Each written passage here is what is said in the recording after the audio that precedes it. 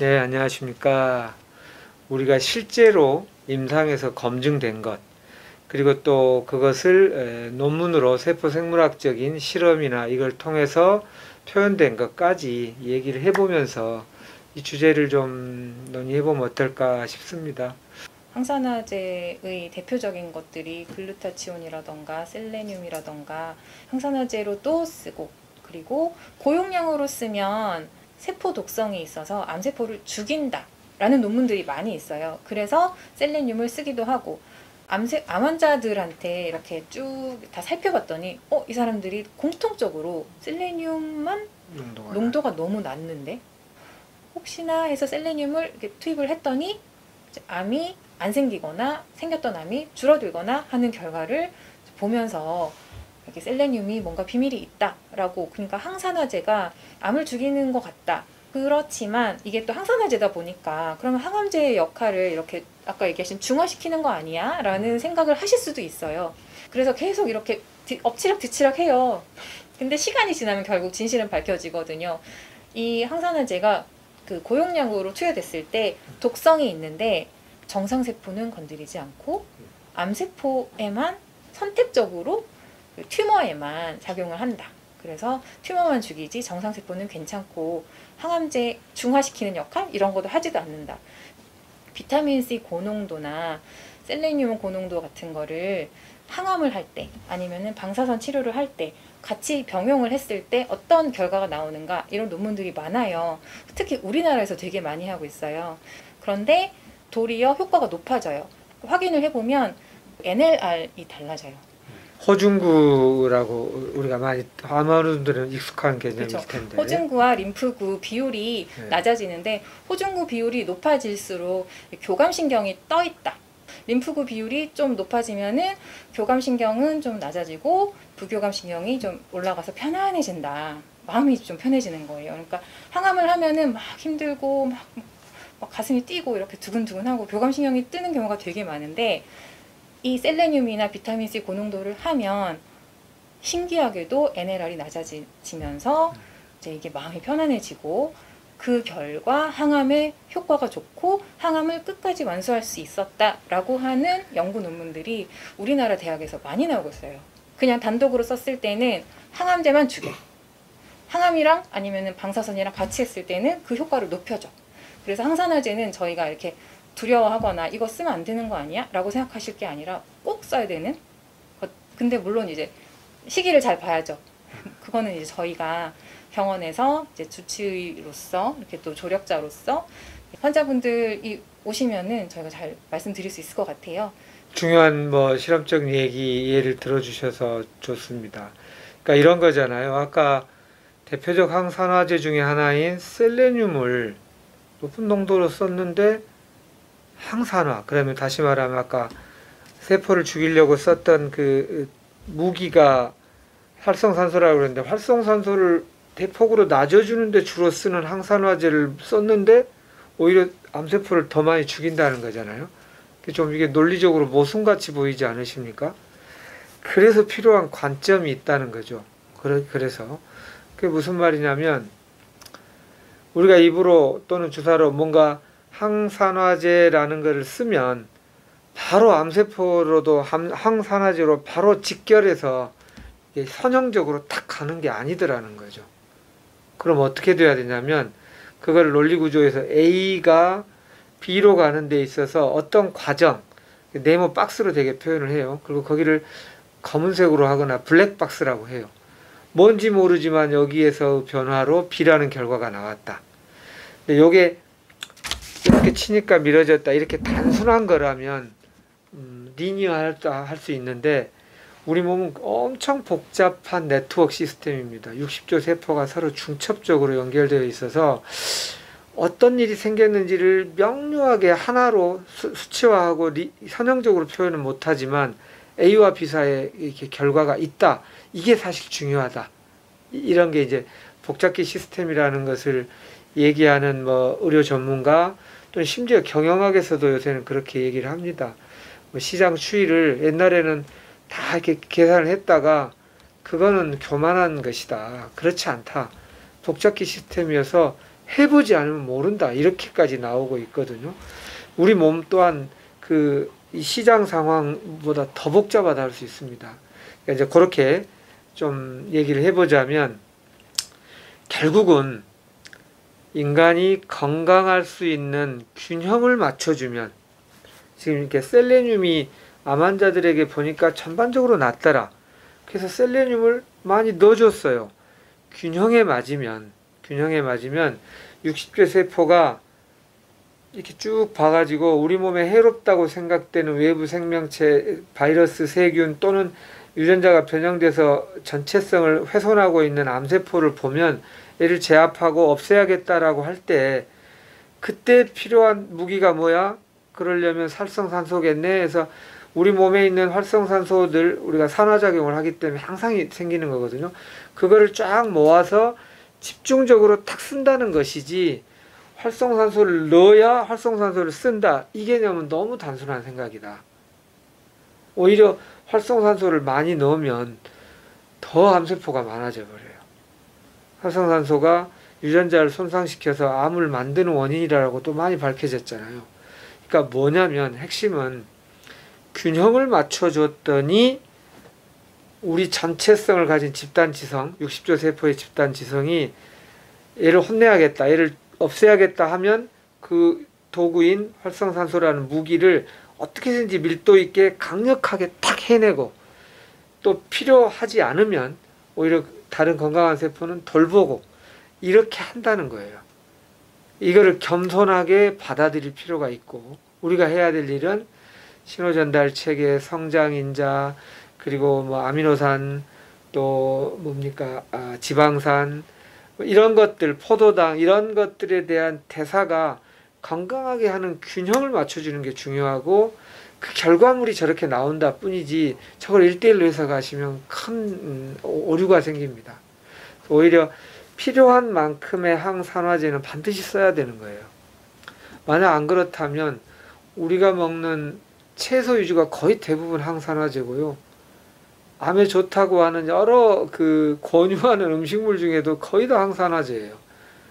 그러니까 이 사실을 단순하게 그렇게 해석하지 않기를 또 다시 한번 강조드리고 싶습니다. 그러니까 세포 개개 면에서 이제 본다면 뭐 그런 작용이 있겠지만 이 인체 몸 전체적으로 보자면 어떤 면역이 향상되면 그게 이제 우리 몸에 해롭지 않게 하면서 어떤 우리 몸에 해가 되는 물질은 제거하려는 그런 작용을 한다. 그렇게 크게 보면 그렇게 생각할 수 있을 것 같아요. 예. 특히 그래서 뭐 통합치료, 양한방 이제 협진이나 이제 여러 가지 이제 그런 같은 복합적 진료가 필요하다고 저는 굉장히 개인적으로 많이 생각하는 게 우리나라는 제도적으로 양방과 한방이 완전히 이제 분리가 돼서 서로 오히려 배타적으로 아예 입장을 이렇게 정하시는 분도 있어요.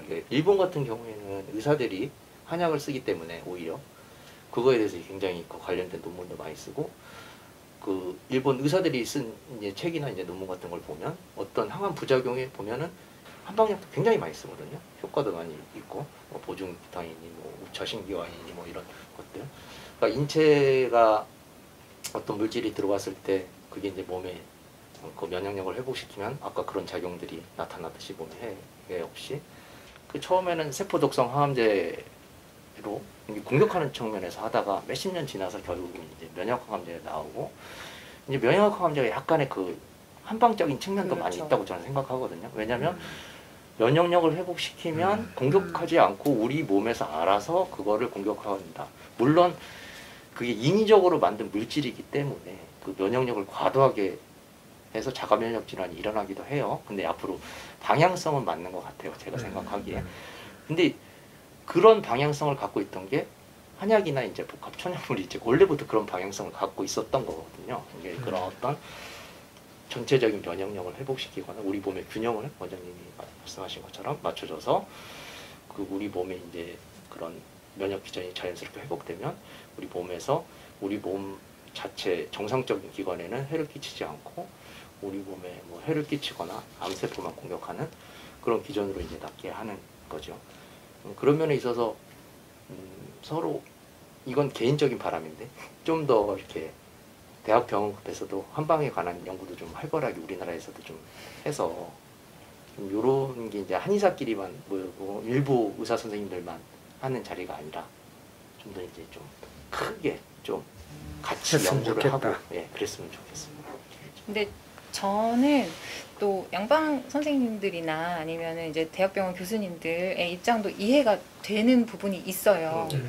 저도 이렇게 병원에서 진료를 하다 보면 이 약 드시면은 좋아지실 것 같은데 어디 가서 이거 좋다더라 그러면은 그거 찾아 드시고 또 그래갖고 몸 망가져서 오시는 분들이 계시거든요.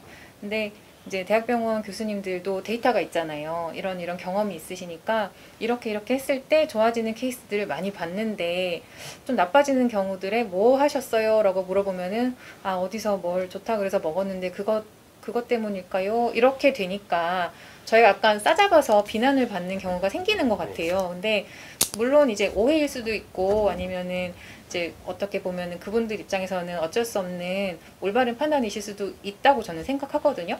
중요한 것은 의논을 전문가랑 해야 된다는 거예요. 환자분들이 논문 이거 찾아보고서는 이거 먹으면 되겠네. 근데 그것이 아니거든요. 그분의 몸 상태, 어떤 항암을 하고 있는지, 지금 몇 기인지 이런 히스토리를 저희가 다 파악하고 그 위에서 적절하게 가감을 해서 처방을 드리기 때문에 저희랑 의논을 하셔가지고 약을 드시는 게 맞아요. 그게 약간 그런 측면도 있는 것 같아요. 그게 그 손발 저림 이제 말초신경염이 환자분들 경우에 한 10% 정도가 한 1년 이상 지나도 계속 남아있다는 보통 대충 비율이 그 정도쯤 되잖아요. 근데 병원에 가시는 분들은 그 심해진 분들만 가시기 때문에 그러니까 환우분들이 어떻게 생각하시냐면 저 항암을 하면 세포독성 항암을 하면 뭐 독소루비신 같은 걸 하면 뭐 무슨 무조건 그게 생기시는 줄 아는데 실제로는 그건 아니잖아요. 그러니까 대학병원 교수님들은 그런 분들만 찾아오기 때문에 이상이 생긴 분들만 찾아오기 때문에 한약을 먹으면 무조건 안 좋다는 그런 인식이 강하게 박히시는 것 같아요. 네. 근데 이제 꼭 그런 건 아닌데 그 비율이 매우 낮은데 그럴 수도 있고 그 다음에 이제 좀 드시는 게 한약이 아니고 다른 걸 많이 드시잖아요. 뭐 그냥 일반적인 거 그냥 그렇죠. 예, 그런 걸 드시고 가셔도 무조건 다 한약으로 생각하니까. 그러니까 이제 저희가 뭐 처방 얘기하면서 한의학에서 치유하는 처방을 그러면 몸이 좋아진다는 보약 우리가 보통 사람이 생각에 그거 먹으면 무조건 좋다는 얘기예요? 이렇게 또 좀 단순화할 수도 있게 돼요. 물론 나쁘지는 않겠지만 암이라는 질병의 부조화의 팩터를 정확히 파악하는 게 중요하죠. 원래 한의학에서는 보약이라는 표현을 어떤 사람은 싫어하기도 하죠. 보약이 있고 치료약이 따로 있는 게 아니라 적절한 치료약을 쓰면 힘도 나고 기력이 없던 사람이 올라가니까 두 개의 구분이라는 게 의미가 없다는 건데 이제 그 관점으로 보자면 그냥 일반적으로 모든 것에 좋다는 보약을 쓰는 방식으로는 효과가 아주 모든 에너지가 떨어진 사람에게만 국한적으로 도움이 될 뿐 그 환자의 지금 암의 본질에서 뭐가 불균형인가를 파악하고 변증하고 진단하는 건 중요하다. 그래서 일반적으로 이제 암의 본질을 들어가기 위해서 세포생물학적으로 보면 암을 키우는 성장인자들이 있더라.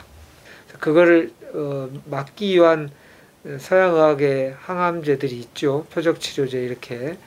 근데 그게 단일 성분, 서양의학 약은 그렇다고 그랬잖아요. 싱글 컴파운드로 만든 약의 의미가 있는데 이 의미를 살리면서도 천연물의 특성의 장점을 활용하는 게 있지 않을까라고 하는 것을 갖고 저희가 이제 세포생물학적인 논문을 그동안에 오랫동안 공부를 해왔지 않습니까? 그래서 그거를 다스리는, 막는이라고 표현하기보다는 저희는 다스린다고 표현을 합니다. 과하지 않게 부족하지 않게 균형을 맞춰주는 게 중요한 것이죠.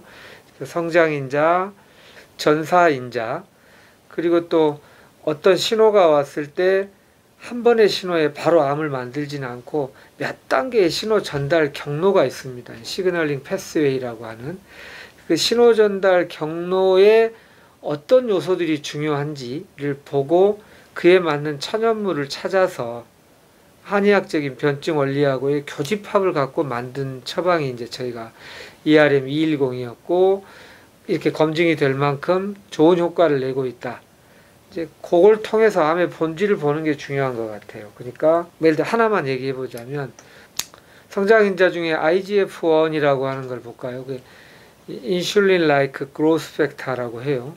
인슐린이라는 것이 우리의 뭐 포도당이나 이런 영양분을 세포 안으로 들이기 위해서 이렇게 작동하는 호르몬이지 않습니까?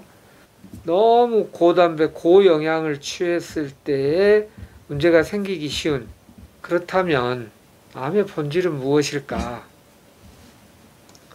고영양이 너무 많이 되면 암이 된다. 이렇게 한번 추론을 해봅시다. 영양분 과다란 뭘까? 라고 생각해 보는 겁니다. 정상세포는 산소하고 영양분을 합쳐가지고 뭐 36ATP라는, ATP는 에너지의 어떤 화폐라고 하듯이 에너지 덩어리라고 할게요. 36개를 만드는데, 암세포는 산소 없이도 영양분만 갖고 EATP라고 하는 두 개의 에너지 덩어리를 만들더라. 36하고 2의 차이면 18분의 1의 비효율적인 대사 방식을 만들고 이렇게 에너지를 만드는데, 그럼에도 불구하고 이쪽이 좋은 점이 하나 있어요.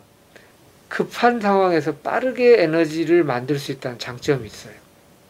그렇다면 암의 본질은 급하게 빠르게 에너지를 만들어야만 하는 상황이 계속 지속적으로 반복적으로 무의식적으로 습관적으로 자동적으로 되었기 때문에 생긴 질환이다 라고 하나의 추론을 해볼 수 있다는 거고요. 실제 임상에서 보면 그 부분은 매우 적절한 통찰이라고 느껴져요. 이렇게 하나의 성장인자의 의미가 무엇인지를 나무 하나도 보지만 숲 전체를 보고 그거를 다스릴 수 있는 이제 천연물, 그것도 한 개가 아니라 여러 개의 복합 천연물을 써보자는 거죠. 그리고 또 하나는 상처가 났을 때입니다. 상처가 났을 때. 이렇게 상처가 이렇게 확 나면 한 뭐 몇천 개 몇 정도가 아니라 막 1억 개 세포가 지금 손상 날 수도 있어요. 첫 번째가 지혈을 하기 위해서 혈전, 우리가 혈전하면 안 좋은 걸로 생각하지만 상처 났을 때는 꼭 필요해요. 처음에. 혈전이 필요하고 그때 저산소 상황이 돼요. 산소 없이 빨리게 만드는 방식으로 대사 방식을 바꾸어요. 증식 방식을. 이게 1억 개 세포인데 하루에 한 개씩 만들어 가지고 언제 이게 생체 회복이 되겠어요? 순식간에 만들어야 되니까 그때 암세포가 숫자를 늘리는 방식과 똑같은 방식의 시스템을 잠시간 가동합니다.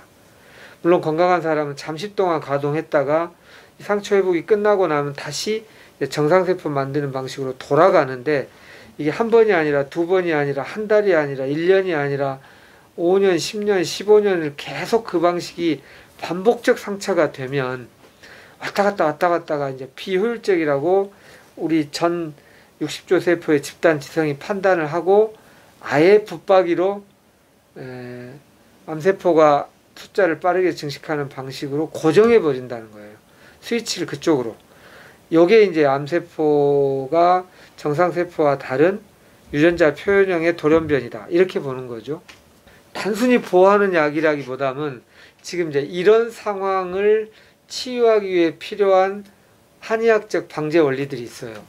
어혈을 푸는 약, 그리고 어혈뿐만 아니라 이런 것들에서 담음이라는 게 생기는데 그런 거를 푸는 약, 그리고 아까 이렇게 지나친 영양에 의존하는 그 방식을 좀 제한하는 그게 담음이라고 볼 수 있어요. 한의학에서는 혈당이 높은 거를 크게 보면 그렇게 치료를 한다 이렇게 보시면 이해가 되시지 않을까 싶습니다.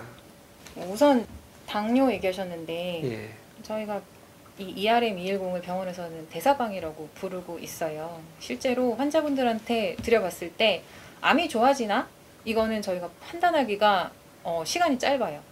그리고 다른 뭐 항암제 같은 것들을 쓰고 있는 경우도 아까 단독으로 쓰시는 경우의 케이스도 얘기해 주셨지만 항암제를 병용하시는 경우들도 있기 때문에 이게 항암제의 효과일 수도 있고 이렇게 시너지일 수도 있고 그런 거지 이거 단독의 효과는 아닐 수도 있다라고 겸손하게 저희는 판단하는 거다 보니까 알 수는 없지만 실제로 이제 피 검사 같은 거를 해보면 그 전과 똑같은 상황인데 대사방을 드시기 전과 후가 달라지는 게 이제 뭐 혈당이라던가 혈압이라던가 이제 뭐 고지혈증 뭐 이런 것들의 이런 결과로 딱 보이는 거죠. 그래서 아 이게 대사가 이렇게 안정되는 걸 보면 이 암이라는 거 요즘 대사 질환이라고 하는데 암도 좋아지는 거 아니야?